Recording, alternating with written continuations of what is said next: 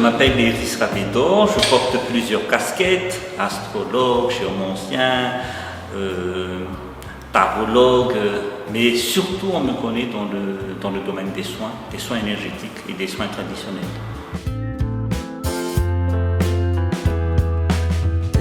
Le plaisir, de mon point de vue, c'est lorsque nous ressentons des choses agréables, lorsque l'un de nos 5 sens sont stimulés. Par exemple, si je regarde quelque chose, j'ai du plaisir à regarder ce que je vois. Lorsque j'écoute une musique, j'ai du plaisir parce que mes oreilles sont sollicitées. Pareil pour le goût, le toucher. Il y a un centre en fait au niveau entre le ventre et le sexe. C'est un centre très particulier que les hindous appellent chakra. Quand ce centre-là est fermé, quand il ne fonctionne pas correctement, la notion de plaisir disparaît chez la personne. Donc on entend souvent de sa bouche, j'aime pas ci, j'aime pas ça. Tout ce que la personne fait, elle n'aime pas.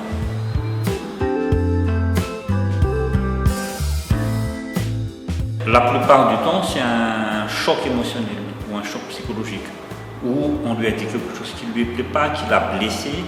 Soit c'est vraiment un choc aussi physique, par exemple un viol, une violence physique. Ça peut être aussi des violences verbales.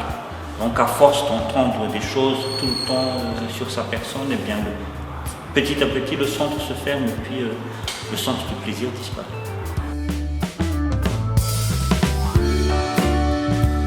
Pour un thérapeute qui pratique les soins énergétiques, quand quelqu'un n'a plus de plaisir, quand quelqu'un ne ressent plus le plaisir de vivre, il n'y a plus de bien-être, c'est l'indice très fort que le chakra dont je parlais tout à l'heure, le chakra du sexe comme on l'appelle, est touché. Donc il va falloir traiter ce centre-là avec certaines techniques.